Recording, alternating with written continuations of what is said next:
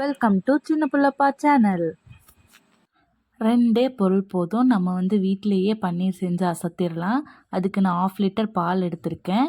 ரொம்ப சூடாக தேவையில்லை. கை வச்சு பார்க்குற அளவு சூடு இருந்தால் போதும். ஸ்டவ் ஆஃப் பண்ணிவிட்டு இந்த டைமில் நான் 2 டேபிள் ஸ்பூன் வினிகர் எடுத்திருக்கேன். அதை கொஞ்சம் கொஞ்சமாக ஆட் பண்ணி நல்லா மிக்ஸ் பண்ணிக்கிறேன்.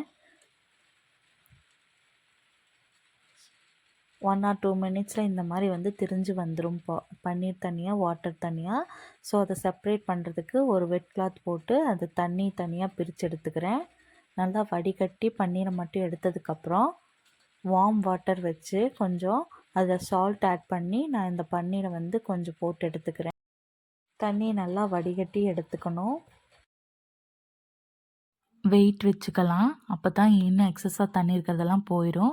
லாஸ்ட்டாக ஒரு பேப்பர் எடுத்து ரேப் பண்ணி அந்த பன்னீர் என்ன ஷேப்பில் வேணுமோ அந்த மாதிரி நம்ம ரேப் பண்ணிவிட்டு ஃப்ரிட்ஜில் வச்சுக்கலாம். எப்போ நம்ம யூஸ் பண்ணுறோமோ எடுத்தால் இந்த மாதிரி சாஃப்டாக இருக்கும். ஸோ எடுத்து கட் பண்ணிக்கலாம் நம்மளுக்கு தேவையான ஷேப்பில். செம்ம சாஃப்டாக இருக்குங்க. ஸோ 2 பொருள் வச்சு வீட்லேயே சாஃப்டான பன்னீர் ரெடி பண்ணியாச்சு. தேவையான அளவு நீங்கள் யூஸ் பண்ணிக்கிட்டு திரும்ப நீங்கள் ஃப்ரிட்ஜில் வச்சு அதை ஸ்டோர் பண்ணிக்கலாம். ஹோம்மேடு பன்னீர் ரெடி வித்தின் 10 மினிட்ஸ். ஈஸியாக செஞ்சிடலாங்க.